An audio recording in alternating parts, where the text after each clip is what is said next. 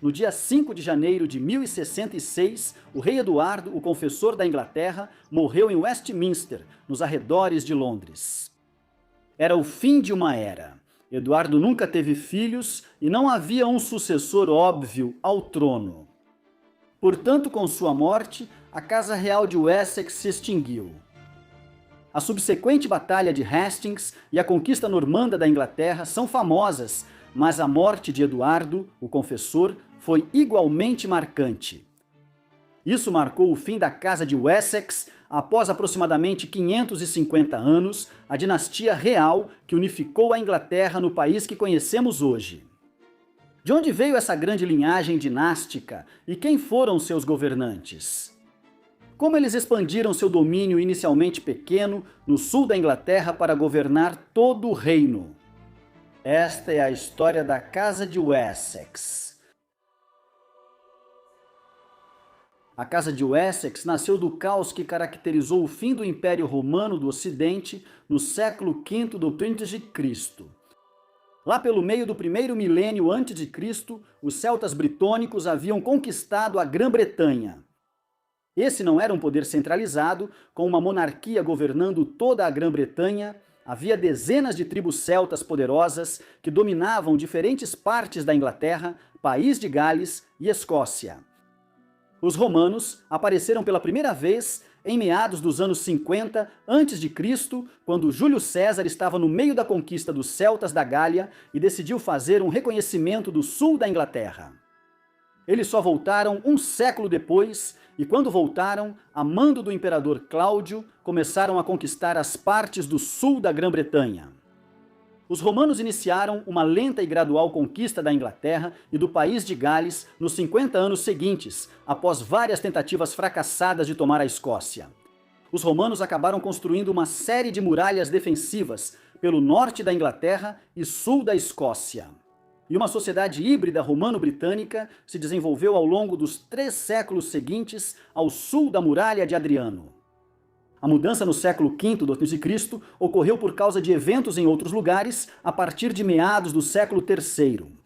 O Império Romano estava mergulhado em crise, alimentada por invasões em suas fronteiras por ondas sucessivas de tribos germânicas e asiáticas como os godos, francos, vândalos e hunos. Em resposta à situação perigosa que se desenvolveu na Gália e em outros lugares, os romanos se retiraram estrategicamente da Britânia em 410 d.C.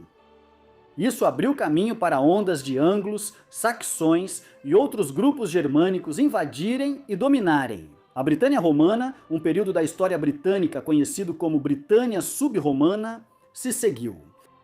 Durante cerca de um século, o país passou por constantes mudanças, com novos senhores da guerra formando seus próprios reinos e principados. No vácuo deixado pelo fim do domínio romano, a Casa de Wessex emergiria do outro lado do caos como um dos poucos vencedores.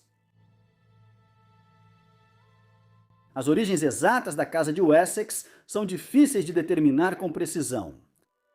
Isso resulta da própria natureza da Grã-Bretanha sub-romana. Após o colapso romano, a manutenção de registros parou e a alfabetização caiu drasticamente. Não é surpresa que haja pouquíssimas fontes históricas de qualquer tipo disponíveis para a ilha, datando do século C6. Em vez disso, os historiadores dependem de maneira incomum de evidências arqueológicas para tentar reconstruir o que estava acontecendo aqui.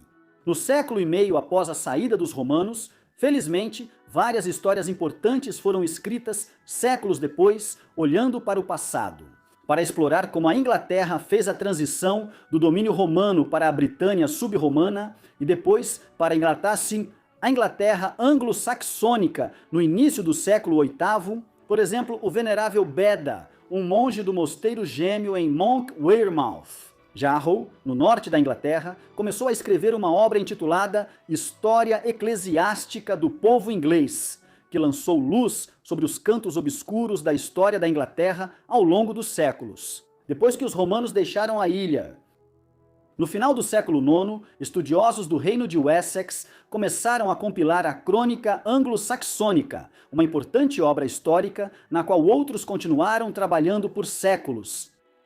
Estas são apenas duas das fontes medievais mais importantes que lançam luz sobre os primeiros séculos da Casa de Wessex. No entanto, muito, inevitavelmente, permanece desconhecido. A Grã-Bretanha sub-romana tornou-se um período da história da Inglaterra ao qual mitos e lendas foram associados por séculos, com o rei Arthur até mesmo sendo relacionado a esse período. Deixando essas questões de lado, as informações limitadas que temos sobre a Casa de Wessex concordam que o governante mais antigo da dinastia foi um rei chamado Sherdich. Infelizmente, é praticamente tudo com que se pode concordar. Por exemplo, historiadores de muito tempo atrás costumavam concordar que Sherdich era um senhor da guerra anglo-saxão dos Gavissa, uma tribo germânica que conquistou parte do sul da Inglaterra no final do século V. A crônica anglo-saxônica afirma que ele chegou à Inglaterra no ano de 495 com 5 navios de seus seguidores e conquistou as terras de um governante britânico chamado Nathan Laote. Ao longo de uma campanha prolongada, até 509, ele então se tornou rei por direito próprio sobre os saxões do oeste após uma vitória contra os britânicos celtas da região na Batalha de Serdichesford, em 519. O nome dessa travessia do rio foi evidentemente derivado retroativamente do nome dele. Acredita-se que o confronto ocorreu perto de Sharford, em Hampshire, ao norte de Portsmouth e da ilha de Wight, no sul da Inglaterra. Não muito tempo depois da Batalha de Serdichesford, seus seguidores capturaram a ilha de Wight e estabeleceram seus parentes Wittigar e Stuff como governantes lá. Assim, o reinado de Sherdich como rei sobre esta parte do sul da Inglaterra geralmente é identificado como tendo começado por volta do ano 519. No entanto, existem muitos problemas em aceitar essa versão. A crônica anglo-saxônica se contradiz em diferentes versões dos manuscritos. Os Jutos, outro grupo germânico que veio para a Inglaterra da região da Dinamarca continental, controlavam a região do sul da Inglaterra em questão no início do século VI. Então, a ideia de que Sherdich derrotou um rei britônico local é problemática. Por fim, o próprio nome de Sherdich não é germânico.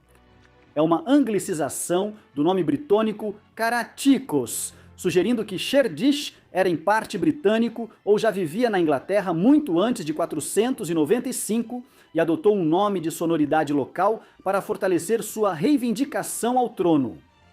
No fim das contas, ficamos com um personagem quase mitológico, de origem duvidosa, que estabeleceu algum tipo de reino no sul da Inglaterra no início do século VI.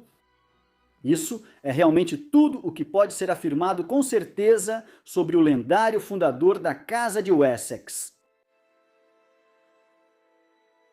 Podemos perguntar por que a linhagem real que o misterioso Sherdich estabeleceu não é chamada de Casa de Sherdich. Seria legítimo fazer isso, e estudos já apareceram no passado que se referem à família real dessa forma. No entanto, no século VI e VI, os historiadores tendem a preferir a Casa de Wessex, que é basicamente uma junção de West, saxões, Hampshire e as terras que Sherdich e seus sucessores controlavam ao redor. Era a extremidade ocidental até onde os saxões haviam penetrado após invadirem o leste do país.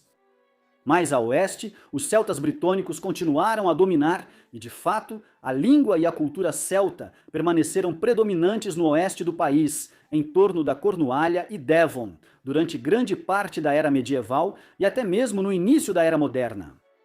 Sherdich teria morrido em 534. A linha de sucessão, após seu tempo, é atestada tanto na crônica anglo-saxônica quanto na lista genealógica de reis da Saxônia Ocidental. Uma lista separada de reis que parece ter sido compilada no final do século IX.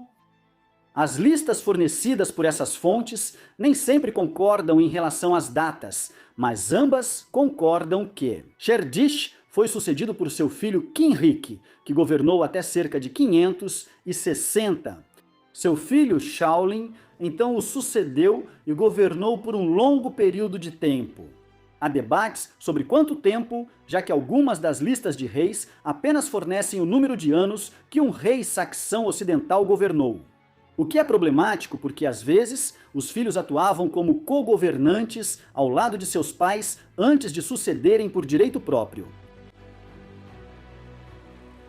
Após Shaolin, houve uma série de reis de Wessex que governaram por períodos mais curtos no início e meados do século VII, todos com nomes começando com C, como o fundador da dinastia e seu filho e neto. Esses foram Chaul, Ceolwulf, Cynegils e Cenwalh. Uma breve interrupção com reis chamados Saxe-Burg e Ashwine, então governou em meados da década de 670, antes de encontrarmos mais alguns reis com nomes começando com C. Esses foram Chentuine e Cadwalla. Muitos desses nomes ainda são problemáticos para identificar a Casa de Wessex como uma linhagem real estritamente germânica, originária da invasão anglo-saxônica da Inglaterra após a saída dos romanos. Cadwalla, por exemplo, é claramente um nome celta. Primeiro Esso enfatiza o mundo duplo da primeira Inglaterra nos séculos VI e VI. Primeiro, um mundo em que até mesmo governantes supostamente germânicos tentavam agradar ao seu grande número de súditos britônicos celtas, adotando nomes celtas, provavelmente até se casando com eles. Em grande parte, embora os acontecimentos dos reinados desses reis sejam bastante disputados, está razoavelmente claro que eles expandiram os domínios da Casa de Wessex Ocidental para cobrir grande parte de Hampshire, Somerset, Wiltshire, a Ilha de Wight e partes de Dorset, Oxfordshire e Berkshire Ocidental.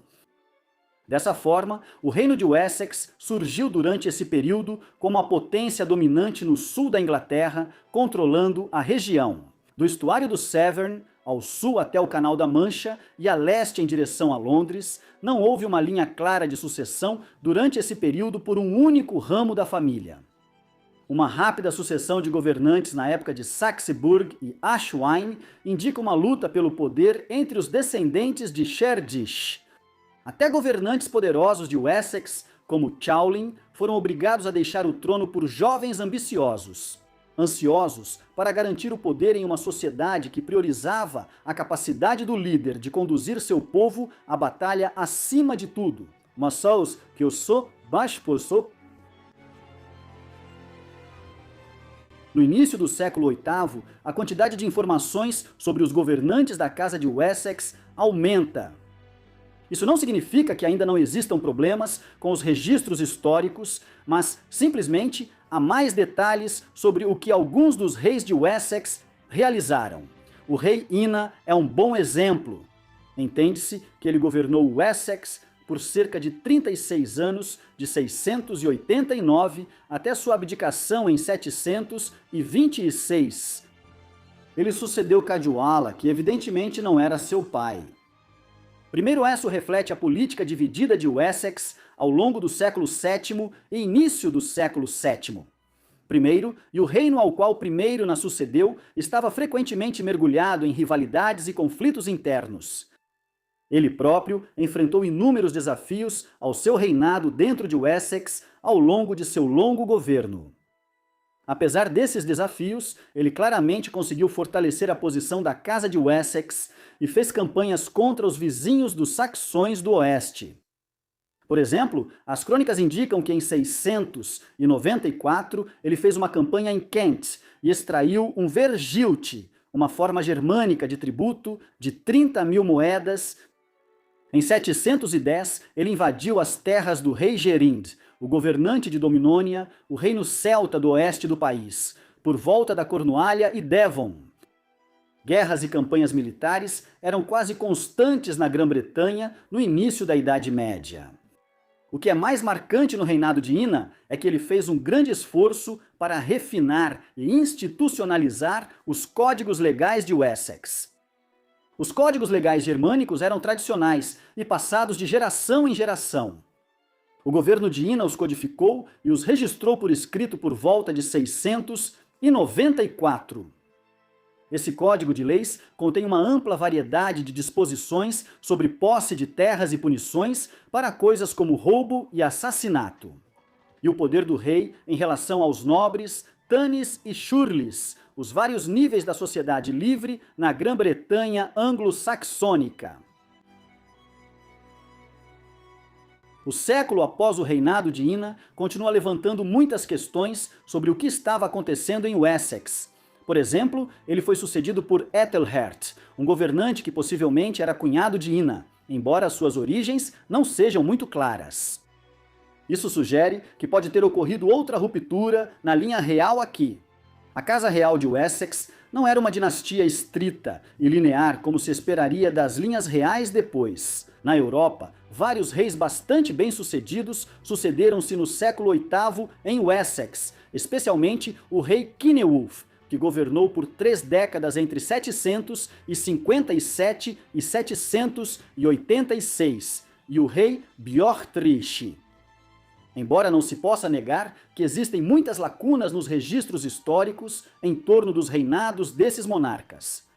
Eles governavam um reino cada vez mais sofisticado a partir de sua capital, Winchester, em Hampshire.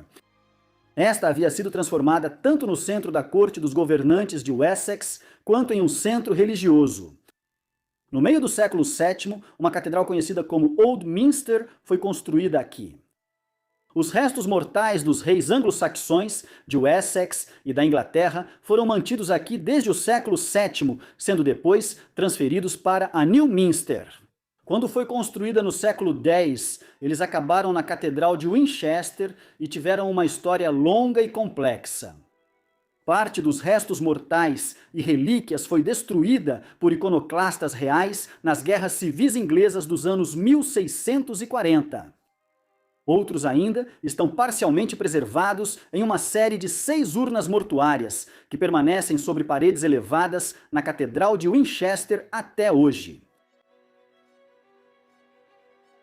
No início da Idade Média, o reino de Wessex e seus governantes não eram a dinastia mais poderosa da Inglaterra, mesmo com o desenvolvimento de Winchester e o governo de reis como Beótrico. A Grã-Bretanha sub-romana dos séculos V e VI deu lugar no século VI I a um arranjo político conhecido como epitarquia na historiografia dos anglo-saxões. Durante esse período, os muitos pequenos reinos que haviam se desenvolvido no vácuo deixado pelos romanos se uniram em 7 reinos principais que governaram a Inglaterra. Esses eram Wessex, Sussex e Kent no sul, Essex e Anglia Oriental. Mais ao norte, em direção a Londres e ao norte do estuário do Tâmisa e Nortúmbria, e Mércia no norte, nas Midlands e no oeste da Inglaterra. Seus territórios mudaram ao longo do tempo, mas Wessex era, de modo geral, o terceiro maior desses 7 reinos. Mércia era o mais poderoso, e Nortúmbria era o segundo maior, com Anglia Oriental em quarto lugar, e Essex, Sussex e Kent governando domínios muito menores no sudeste. No entanto, esses se beneficiavam da proximidade com o continente e do comércio que vinha do emergente Reino dos Francos, na França, no século VIII. Essa situação mudou novamente à medida que o poder de Mércia cresceu, especialmente durante o longo reinado do rei Offa, que acredita-se ter governado entre 757 e 796. Offa expandiu o poder de Mércia para o sudeste, alcançando Essex, Sussex e Kent. Ao mesmo tempo, definiu os limites entre Inglaterra e País de Gales ao construir um dique defensivo perto da fronteira atual. O poder da Mércia, em relação ao Essex, Anglia Oriental e Nortúmbria, ainda é debatido por historiadores da Inglaterra anglo-saxônica até hoje. Mas, de modo geral, o século VIII é considerado a era da supremacia da Mércia. Durante esse período, os governantes da Mércia não chegaram a conquistar toda a Inglaterra, mas dominaram uma parte muito grande dela. Se não fossem os acontecimentos do século IX, a Mércia e seus reis poderiam muito bem ter surgido como o reino anglo-saxão que unificou a Inglaterra. A supremacia da Mércia foi desafiada e chegou ao fim por vários motivos, como veremos em breve, sendo o principal deles uma nova invasão da Inglaterra por uma nova potência. O ressurgimento de Wessex também contribuiu para isso. É discutível até que ponto a fraqueza da realeza dentro da Mércia também foi um fator. Após um breve reinado de alguns meses pelo filho de Offa, Ecgfrith, o rei Cenwulf, assumiu o trono lá no final de 796. Seu reinado durou um quarto de século e testemunhou a desintegração da supremacia da Mércia, à medida que revoltas irromperam em Kent e na Anglia Oriental. Ele entrou em conflito com o arcebispo de Cantuária por questões religiosas. Não está claro se isso refletia falhas nas habilidades de Cenwulf como rei ou se Offa havia extrapolado a capacidade da Mércia de controlar tanta parte da Inglaterra, um problema que então se manifestou durante o reinado de Cenwulf. O que é evidente é que Wessex aproveitou o declínio da Mércia. Isso aconteceu sob a liderança do rei Ecgbert. Sua ancestralidade é disputada, mas seu pai possivelmente era Almund de Kent. A tradição diz que ele passou sua juventude exilado na França e depois retornou à Inglaterra para suceder Beorhtric em 802. Durante seu longo reinado de quase 4 décadas, Egberto gradualmente reconstruiu Wessex e o expandiu à medida que Mércia declinava.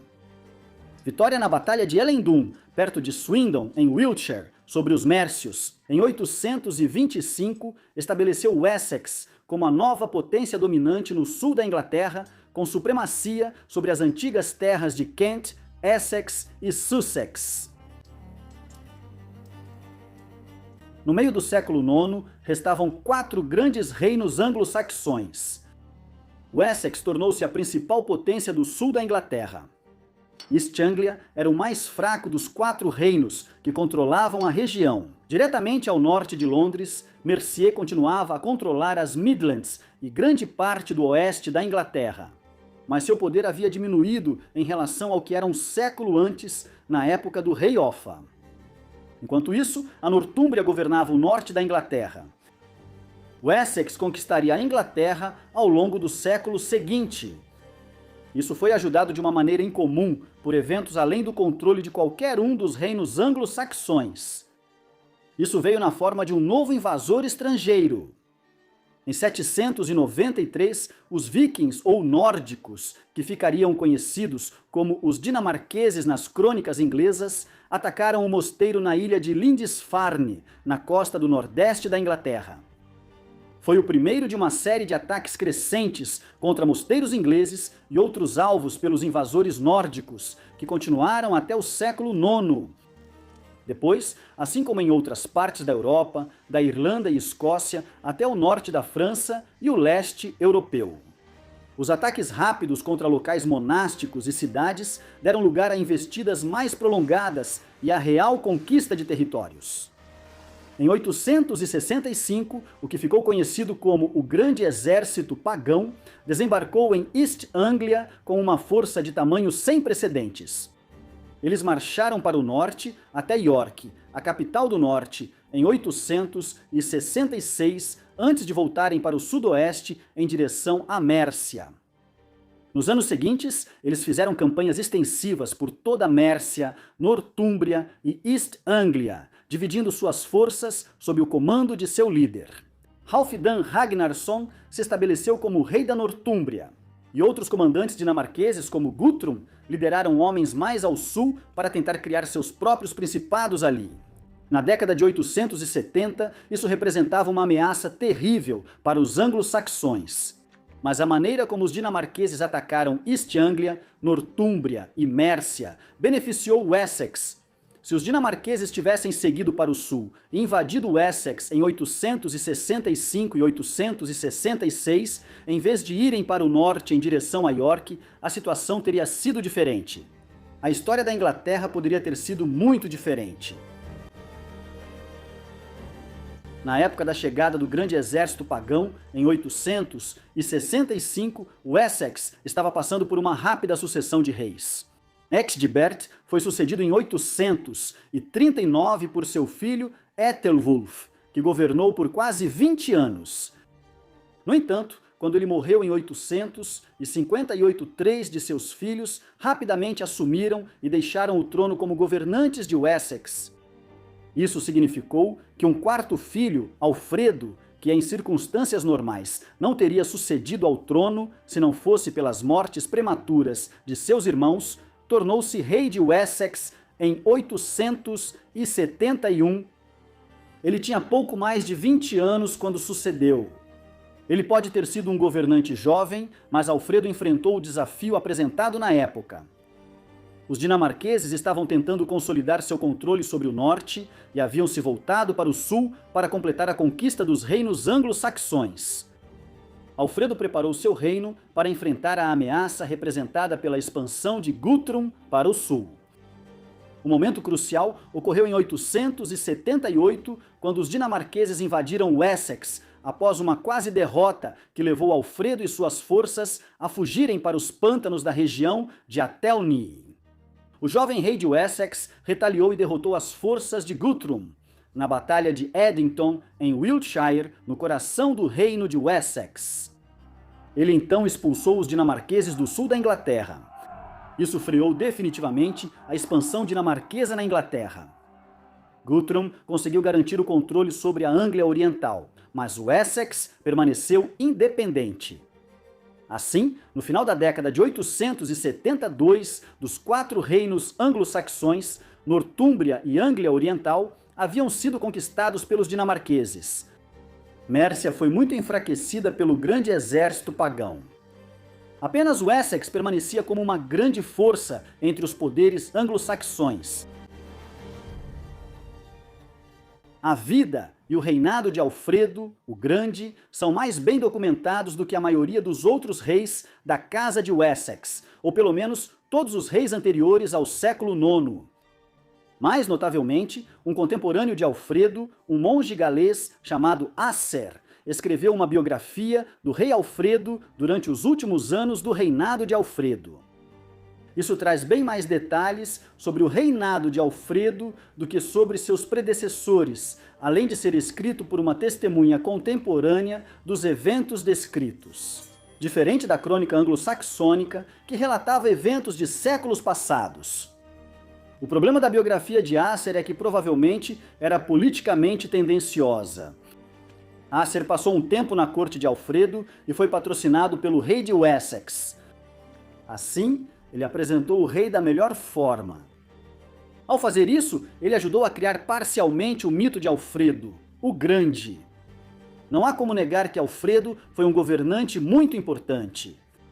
Ele evitou a conquista dinamarquesa do sul da Inglaterra, forçando-os a recuar ao norte do rio Tâmisa. Ele também supervisionou a reforma de Wessex para introduzir novos códigos de leis e criar uma burocracia mais eficiente. Isso taxou seus súditos e usou o dinheiro para fortalecer o poder do reino.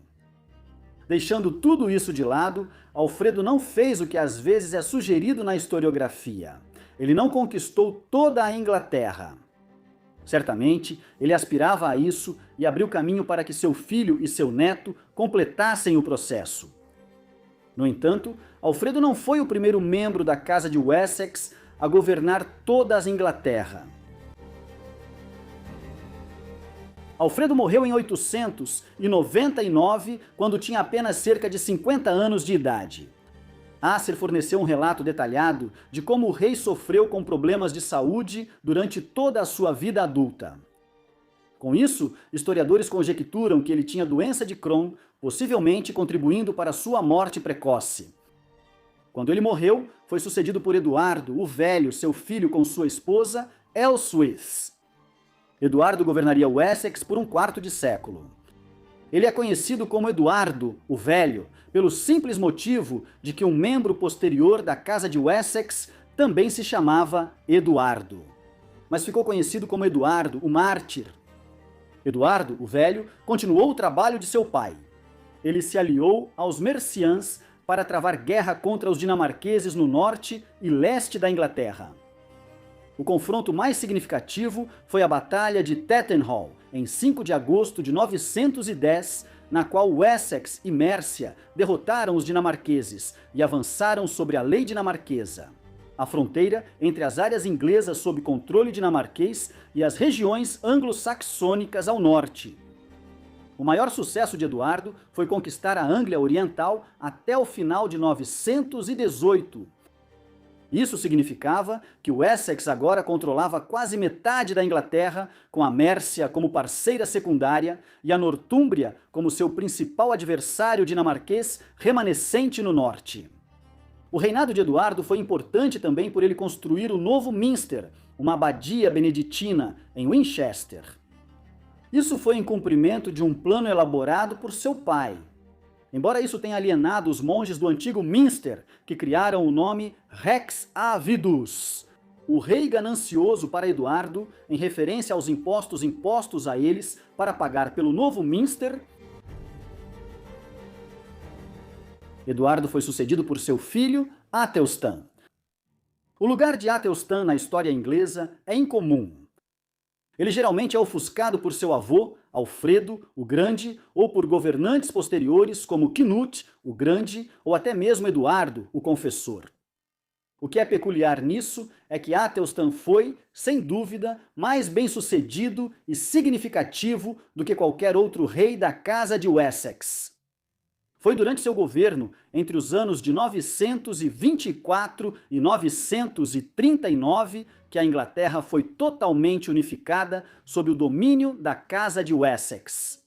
Como seu pai, ele teve que reafirmar o controle de Wessex sobre Mércia e Nortúmbria durante seu reinado. Embora Athelstan tenha vinculado Nortúmbria ao domínio de Wessex de forma muito mais firme do que seu pai havia feito. Ele também fez campanhas no país de Gales e até mesmo na Escócia em 934, quando os dinamarqueses do norte da Inglaterra buscaram aliados ao norte da própria Inglaterra. Como consequência disso, ele alcançou a unificação completa da Inglaterra sob seu domínio. Muito frequentemente, isso é atribuído a Alfredo. Porém, na realidade, como vimos, Alfredo foi importante por deter o avanço dinamarquês no sul da Inglaterra e depois empurrá-los para o norte. Athelstan foi muito mais bem-sucedido. Se ele é subestimado, é porque há uma falta de material de referência sobre o seu reinado.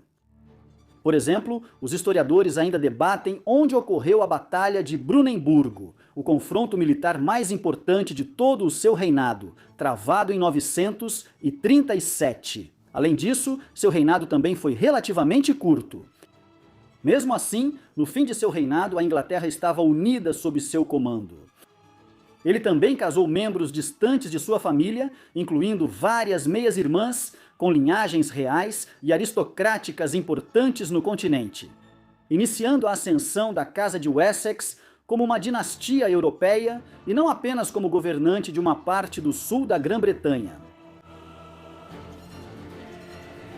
A pacificação do norte inglês por Aethelstan, suas campanhas contra os lordes do país de Gales e sua incursão na Escócia em 934 apontam para uma percepção crescente de que ele não era apenas o rei de Wessex, mas também capaz de reivindicar o governo sobre uma parte substancial da ilha da Grã-Bretanha. Fica claro, a partir dos documentos que emanavam da corte real, que ele e seus conselheiros buscavam expressar essa nova ideia de Império Britânico, ou domínio imperial sobre toda a ilha da Grã-Bretanha. Mesmo que isso ainda permanecesse um tanto teórico, quando se tratava do país de Gales e da Escócia, por exemplo, em meados da década de 920, não muito tempo após o início de seu reinado, cartas reais estavam sendo emitidas em nome de Aethelstan, que continuavam a descrevê-lo como rei dos anglo-saxões. Mas, em poucos anos, o título que estava sendo utilizado nessas cartas mudou de uma forma sutil, porém significativa. Por exemplo, algumas dessas utilizavam o termo latino Rex Totius Britanniae, que se traduz como rei de toda a Bretanha ou rei de toda a Grã-Bretanha. Isso era muito importante. Nem Athelstan, nem qualquer um de seus sucessores, entre os outros reis da Casa de Wessex, jamais governariam a Escócia ou todo o país de Gales. mas Athelstan estava expressando a ambição de fazê-lo. Era uma ambição que seria adotada por muitos reis medievais da Inglaterra nos séculos seguintes. Pode-se dizer que encontrou sua expressão máxima no reinado do rei Eduardo I entre 1272 e 1307, um monarca que, mais do que qualquer outro, conquistou o país de Gales e o uniu politicamente à Inglaterra. Ele também conquistou a Escócia por um breve período, antes que ela recuperasse sua independência no século XIV. A unificação da Grã-Bretanha aconteceria por meio de casamentos, política dinástica e legislação parlamentar, mais do que pela guerra a longo prazo.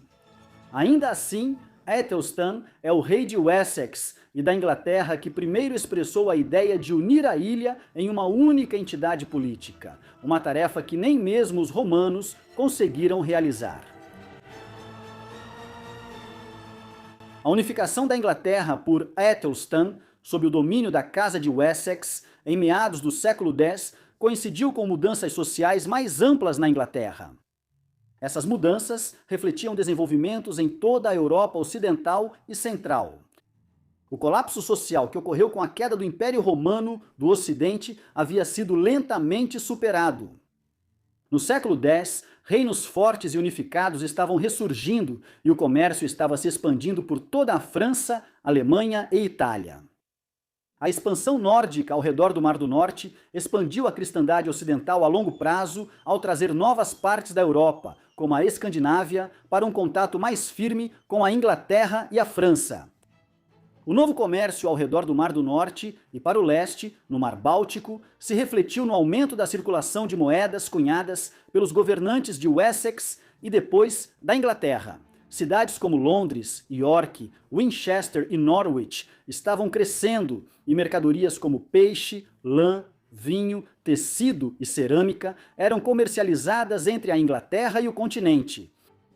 Os governantes da Casa de Wessex, consequentemente, governaram um reino no século X, em que a vida das pessoas estava gradualmente melhorando materialmente.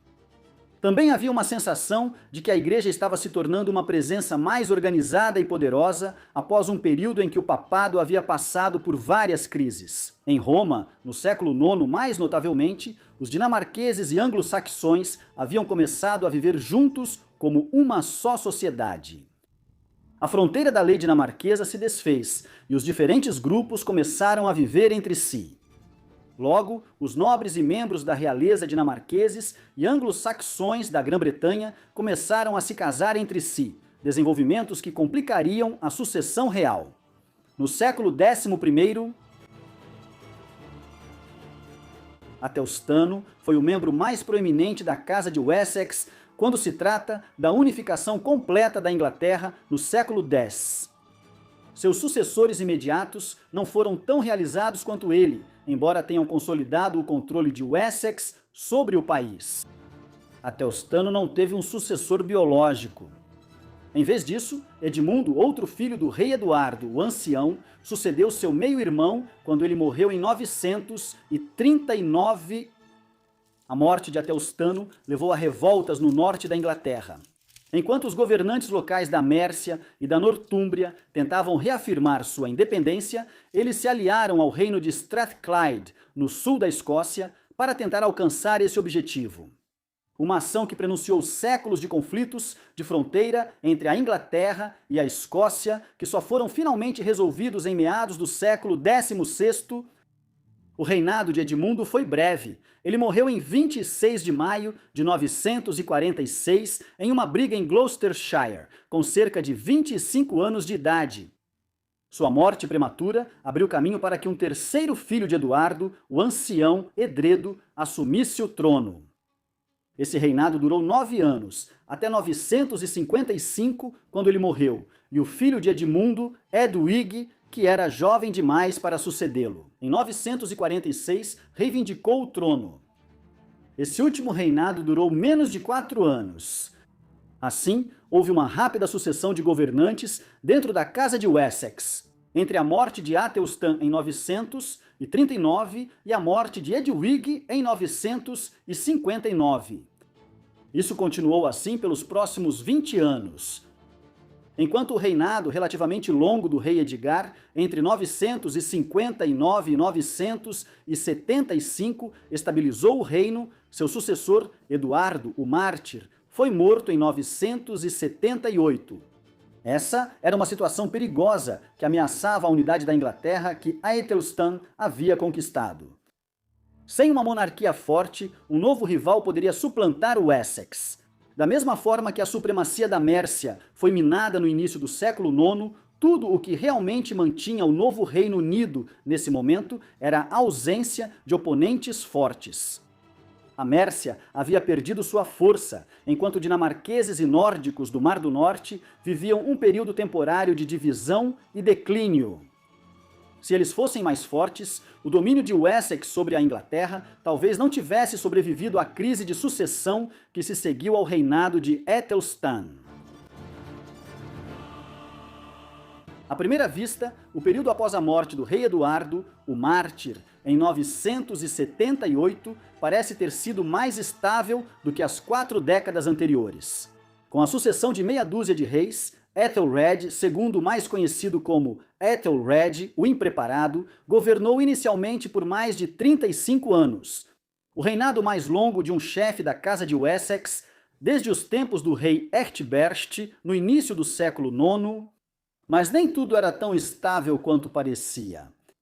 Ethelred havia sucedido quando era uma criança de cerca de 10 ou 11 anos. Portanto, seu início de reinado foi dominado pelos clérigos e nobres de sua corte. Quando cresceu, revelou-se um monarca frequentemente ineficaz, propenso a más decisões. O que era pior, a Inglaterra estava sofrendo novos ataques de grupos de invasores dinamarqueses e noruegueses vindos da Escandinávia, já que os povos nórdicos voltaram a ser uma ameaça no mundo do Mar do Norte. Após uma calmaria em meados do século X, as tensões entre dinamarqueses e ingleses voltaram a aumentar. Após uma ou 2 gerações, nas quais as comunidades começaram a viver mais livremente umas entre as outras. Na Inglaterra, isso foi visto no massacre do Dia de São Brício, em 13 de novembro de 1002. Esse surto de violência intercomunitária foi ordenado pela coroa, embora os historiadores continuem debatendo o quanto Ethelredo foi responsável por isso.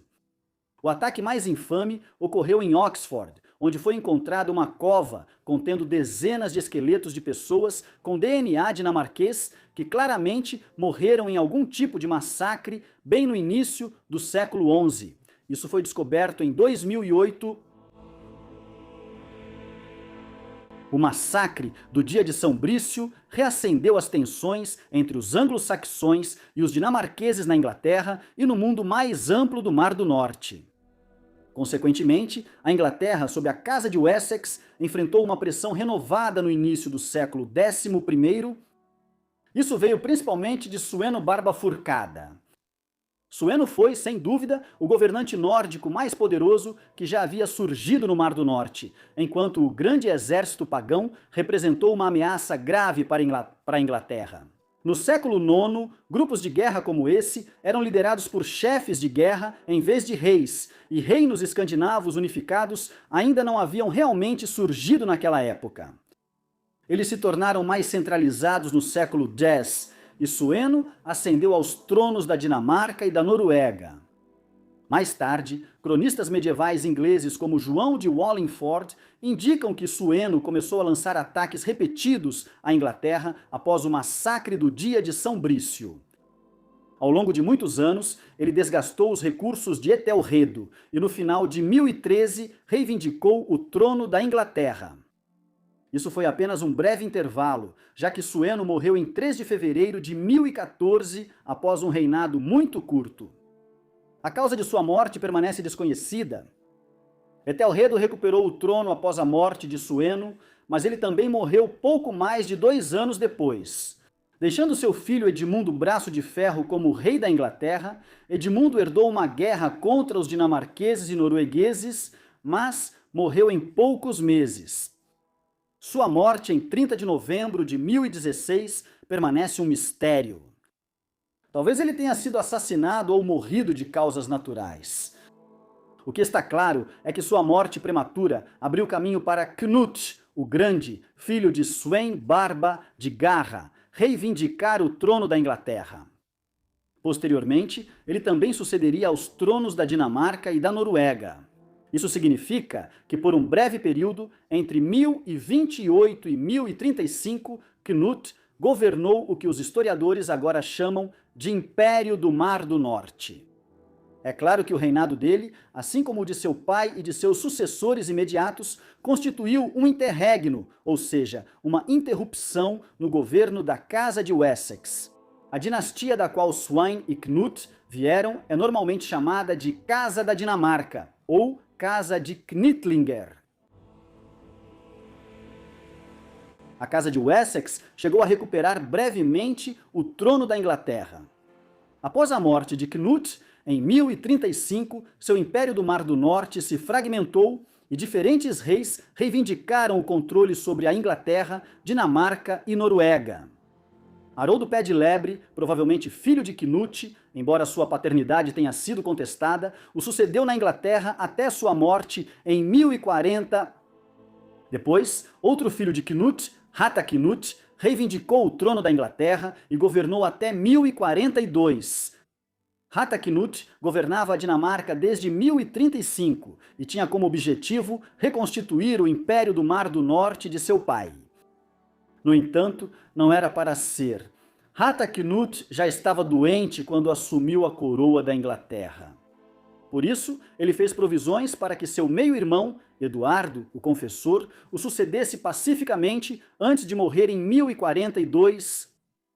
Eles tinham a mesma mãe, Emma da Normandia, embora o pai de Eduardo fosse Etelredo, o despreparado, com quem Emma havia se casado antes de se casar com Knut, o Grande, após a morte de seu primeiro marido e a ascensão de Knut como rei da Inglaterra. Eduardo passou a maior parte da vida exilado no continente, enquanto a Casa da Dinamarca governava a Inglaterra. Mas agora ele retornou à sua terra natal ancestral e restabeleceu a Casa de Wessex como a família governante da Inglaterra. Foi uma retomada da coroa breve demais. Eduardo governou até sua morte em 5 de janeiro de 1066. Ele não teve filhos com sua esposa Edith de Wessex, talvez porque a sua piedade religiosa, que lhe rendeu o nome de confessor, tenha resultado na decisão de permanecer celibatário. Embora muitos historiadores rejeitem essa teoria e acreditem que ele e Edith simplesmente não conseguiam ter filhos. Com sua morte, a linha imediata da Casa de Wessex se extinguiu mais uma vez. Os eventos que se seguiram à morte de Eduardo são famosos até mesmo entre aqueles que não se interessam por história inglesa. E deveriam ser. 3 pretendentes disputaram o trono da Inglaterra. O primeiro foi Haroldo Godwin, irmão da viúva de Eduardo, Edith. Haroldo era o conde de Wessex e filho de Godwin, o senhor mais poderoso da Inglaterra no segundo quarto do século XI. Os senhores da Inglaterra se reuniram rapidamente após a morte de Eduardo e confirmaram que Haroldo deveria suceder seu falecido cunhado, dando início à Casa de Godwin. Como família real, era uma linhagem real bastante truncada, vinda do outro lado do Canal da Mancha e do Mar do Norte. Logo chegou a notícia de que 2 rivais pretendiam desafiar Haroldo pela coroa. Eram Haroldo Hardrada, o rei da Noruega, e um grande senhor da guerra que, em uma vida de aventuras, serviu aos príncipes nórdicos de Kiev e da Europa Oriental, além do Império Bizantino. Em Constantinopla, a Inglaterra se mostrou um passo longe demais para ele. E ele foi derrotado por Haroldo na Batalha de Stamford Bridge em 25 de setembro de 1066, depois de invadir o norte do país para desafiar o novo rei. Embora Hardrada tenha falhado, ele possivelmente facilitou o caminho para o trono para Guilherme, duque da Normandia. Haroldo Godwinson teve que atravessar a Inglaterra de volta depois de derrotar Hardrada e foi derrotado por Guilherme. Na Batalha de Hastings, em 14 de outubro de 1066, apenas 3 semanas após o confronto em Stamford Bridge, a vitória de Guilherme em Hastings foi apenas o primeiro passo na conquista normanda, um processo que levou anos para reduzir os senhores anglo-saxões e dinamarqueses ao domínio normando. A violência dessa campanha só foi totalmente compreendida recentemente, com historiadores apontando para a devastação em massa da Inglaterra, quando uma potência conquistadora chegou e derrubou todas as normas estabelecidas no processo. A nova Casa Real da Normandia começou a mudar a língua, a lei e a cultura que prevaleciam em toda a Inglaterra. Durante a longa era da Casa de Wessex, os normandos acabaram transformando a história, a cultura e a sociedade da Inglaterra. Ignorando esses fatos, a verdade é que a nova dinastia mantinha relação distante com a Casa de Wessex. Por parte de mãe de Guilherme o Conquistador, ele era um primo relativamente distante, mas ainda assim tinha parentesco. O que levanta uma questão pertinente. As dinastias reais inglesas e britânicas posteriores descendem da Casa de Wessex. Mesmo que a reivindicação de Guilherme ao trono em 1066 e sua ligação com a antiga dinastia fosse muito fraca. Como eles eram apenas remotamente relacionados por linhas matrilineares, a resposta é um sim provisório. A dinastia real que governou a Inglaterra e depois a Grã-Bretanha mudou várias vezes desde 1066 da Casa da Normandia para a Casa de Plantageneta, mais tarde delineada como a Casa de Lancaster e York. E depois passando pelos Tudor, Stuart e Hanoverianos até a moderna Casa de Windsor. Embora os vínculos possam ser tênues às vezes, e eles envolveram novas famílias reais do país de Gales, Escócia e Alemanha reivindicando o trono ao longo dos séculos. No final, os membros atuais da realeza descendem, mesmo que distantes, da Casa de Wessex. Por exemplo, Charles III, o atual rei do Reino Unido, é descendente de Alfredo, o Grande, por cerca de 33 gerações.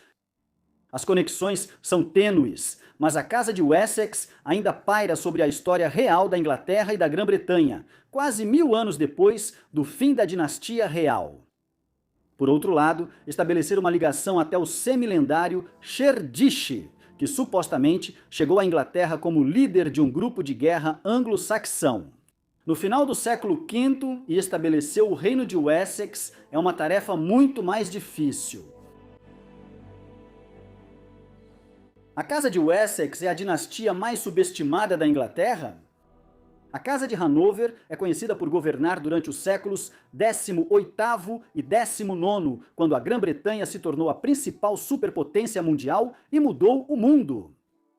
A Casa de Tudor é infame pelos excessos do reinado do rei Henrique VIII.